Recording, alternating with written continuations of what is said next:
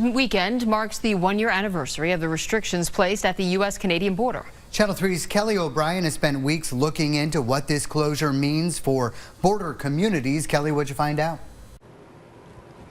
Darren, Celine, even after 9/11, the border was not this restricted. For a year now, cross-border travel has been limited to essential travel only. Cross-border commerce is a multi-billion-dollar industry, and with it being closed, the county is missing out on millions. It's been nearly 365 days of a bare border. It's been the most challenging year I think we've had for decades. The restrictions that we've seen in place for the past year have pretty much been unprecedented in my recollection of time at the border in over 20 years.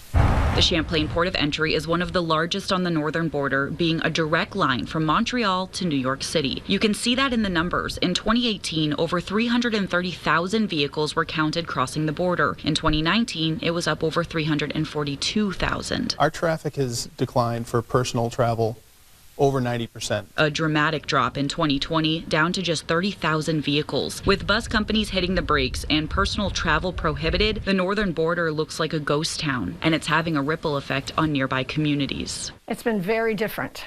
Let's start with difficult and different. People who live on or near the border are used to crossing it regularly to go grab coffee for a quick shopping trip or a weekend getaway to the city. And it goes both ways. As much as we want them to come see us and interact with us, we look forward to going to Quebec. Our neighbors to the north are a key component for the North Country's economy. On a good year, and last year was set to be a good year if things hadn't changed, Canadians spend over $350 million in retail purchases in Clinton County alone, never mind the other neighboring counties. When the pandemic hit and the county realized what it could mean for its bottom line, it quickly moved to see where it could cut costs. The region banks on tourism, and while some parts made it out okay thanks to shopping local and downstaters coming up to get out of the city, not all businesses benefited. At many area marinas, boats spent the warmer months out of water, a majority of the boat owners being blocked by the border. Campgrounds, another industry that counts on Canadians, were left empty.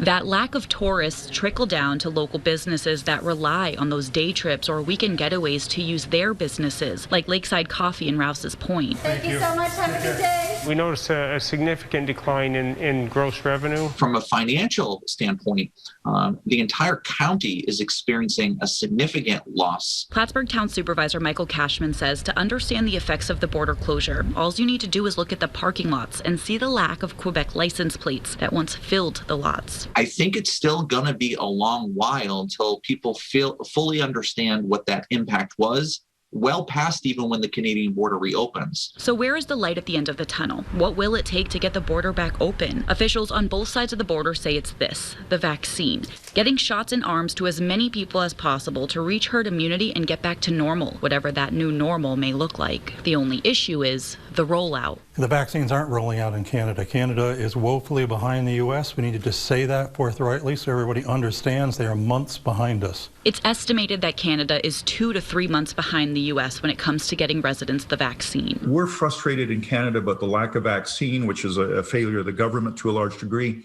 And we've been locked down. Federal partners are working on a plan to reopen, but are not getting much back from the Canadian government in terms of solutions. And frankly, it's crickets in response. There just is no political will, no popular demand at the present time on the northern side of the border to move that needle. I think we're all going to wait patiently until such a time as the health situation allows us to loosen border restrictions internationally. That'll be eventually, but not for today. Those I spoke with are hopeful that as more doses go out, the restrictions could start to loosen, but the interest in reopening needs to come from both sides of the border. We will continue to press those things. I'm less optimistic today than I was 2 weeks ago.